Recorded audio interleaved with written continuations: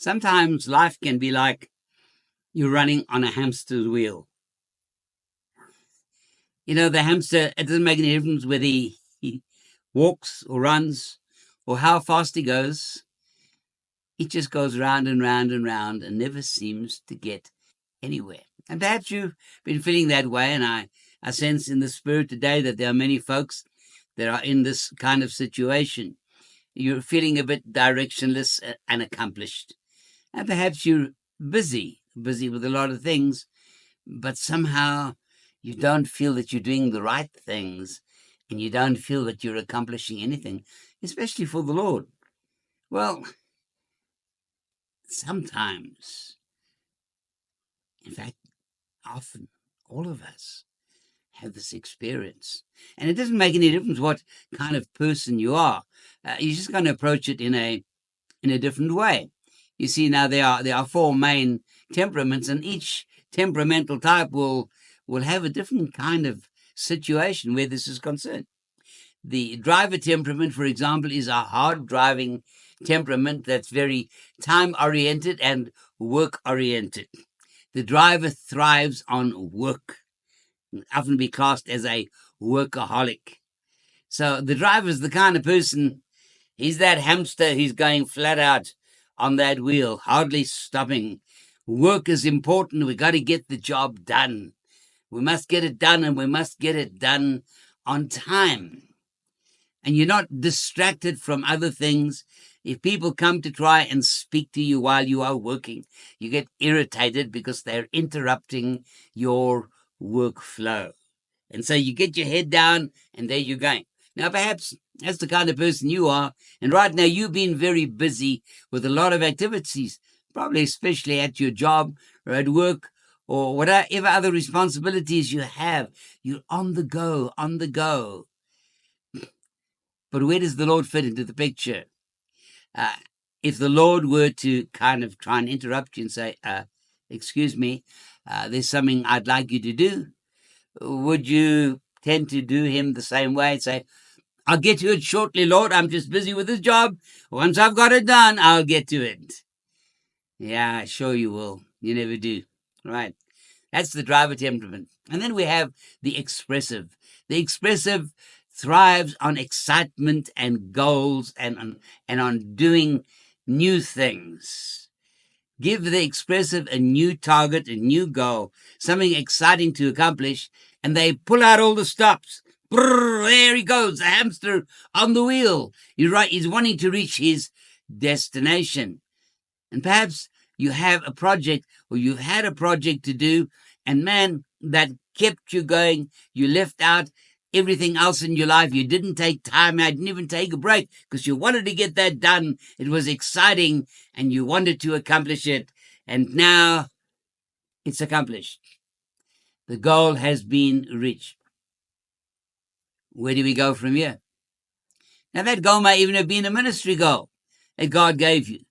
But now that you've reached it, where do you go from here? There's no more excitement. There's no more drive. There's no more direction. And you're sitting there saying, well, I don't really know what to do next. That's the expressive temperament. If you're the amiable temperament, your main goals in life are to help people, to aid and assist people with problems. You enjoy being around people, sharing with them, listening to their needs and their problems, giving them advice, and just being an all-around nice guy, being generous to help other people in their needs. Well, you don't have to look far to find somebody in need. And one of the things I've learned is that a need is not a call. God is never moved by needs. He's moved by faith. And sometimes we get sidetracked with all the needs of the people out there. And we're so busy helping other people and carry their burdens and carrying their loads that actually we got our eyes off what God told us to do. And you didn't reach, you didn't accomplish the ministry goal that God gave you to do. Well, you're going to have to push yourself just to get in there and do the job.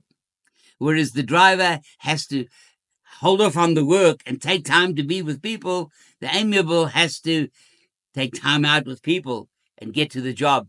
Otherwise, it doesn't get done. And then we have the good old analytical, the most difficult and yet at times the most capable temperament with so many abilities and gifts. The analytical thrives on perfection and on getting things right and in order. The analytical does not rush into anything. They take their time to figure it out. And until all the pieces are in place, they're not going anywhere.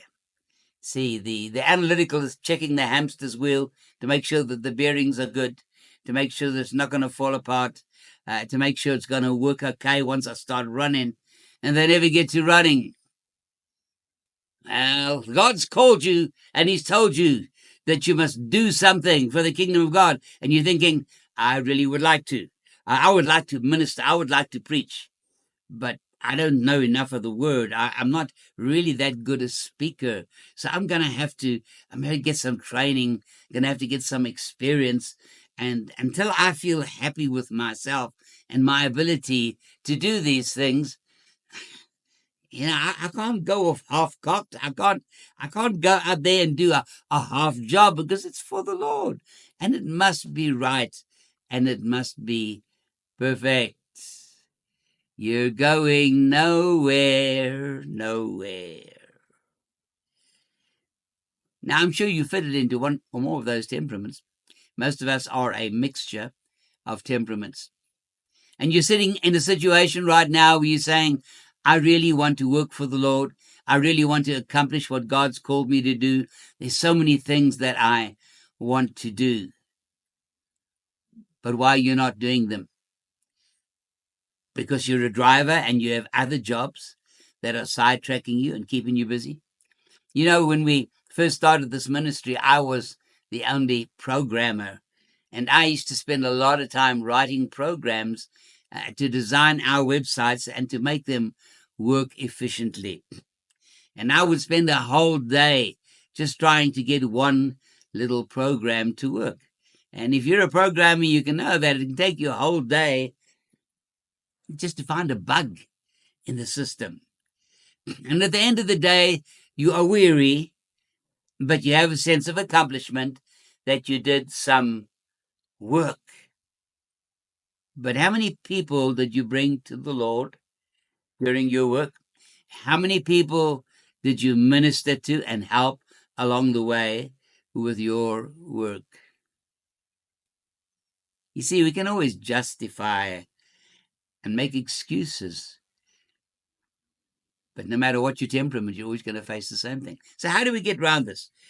We can't have a one-size-fits-all, because we're all different kinds of people. So we've got to stop first and speak to the boss. Unless you're the boss at your job, the chances are you have somebody who's telling you what to do. And if the boss says, I want this job done and I want it done by this afternoon, then you have a clear direction. You say, well, I really don't feel like doing this job. I would rather do another job. It's far more exciting. The expressive says, this is boring. The amiable says, but can't I just take time to chat with some of the people? There's so many needs around you. And the analytical is sitting, making lists and tools to help him to do his job better before he gets started. And man, before you know it, it's already lunchtime and the job still isn't done. Well, if you have a boss, that solves that. The boss puts pressure on you, you change. Well, the Lord doesn't do that. He doesn't put pressure on us. He's one of the best bosses there is, but somebody's going to have to put pressure on you and discipline you to do what needs to get done. Where are you going to find such a person? You may have a mentor or a spiritual parent that could help you, but unless you're living with them, they can't do that every day. So if you want to find the person who's going to discipline you and make you get the job done, go and find a mirror Have a good look. See that smiling guy there? Yeah, he's the one. He's the one who's going to have to tell you what to do. You're going to have to take control of your own life. You're going to have to take control of your own self and your own weaknesses. But we do have a heavenly boss. And his door is open all the time. All you need to do is to walk in and say, "Excuse me, boss. I'm not sure what to do today. What should I give priority to? Should I spend more time working with people and helping them?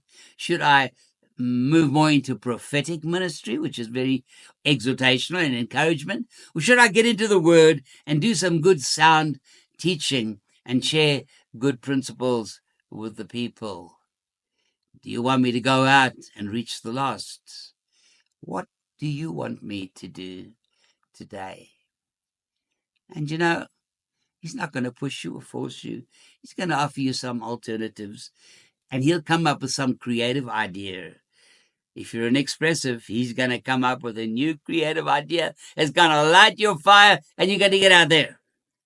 If you're a driver, he's going to give you the job to beat all jobs, and you will feel so great doing that job. If you're an amiable, he's going to make sure you're in there helping people and mixing with them. And if you're an analytical, he's going to give you the most perfect plan of all plans. Just remember, until you actually start doing the job, plan's no use. You must learn to journal. I find that's the best way to get to the Lord. If you can flow prophetically or learn to interpret your own tongues, that's a very good way. Just wait on the Lord until you feel His Spirit rise up in you, and speak in tongues, and then interpret your tongues and record it so that you can play it back and review what God said. And then the boss has spoken. It's easy for you now to say, "Okay, I know what to do. Let me get down there and do it." And if you get stuck during the day, you know what? His door is still open. Just go in and say, "I'm having a little problem. Can you help me here, Lord?" And He will. So, if you're feeling stuck on that hamster wheel, no. Stop right where you are. Take time out to be in His presence. Wait on Him. It doesn't take long. Really, when you learn to hear His voice, it doesn't take long. And before you know it, you've got a whole new plan. You've got a whole new goal to aim for. You've got something to do. And at the end of the day, you'll know when you've done it, this is exactly what God wanted me to do. You'll have that sense of accomplishment. Life will start to feel good all over again. I hope this helped you and can get you guys going. Send me some feedback. Tell me if this blessed you. Tell me how it helped you. The Lord bless you. Amen.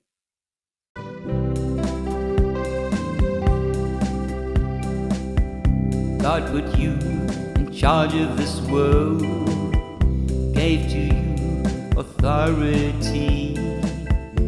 You might know what you are worth, but with His help, that power is unfurled.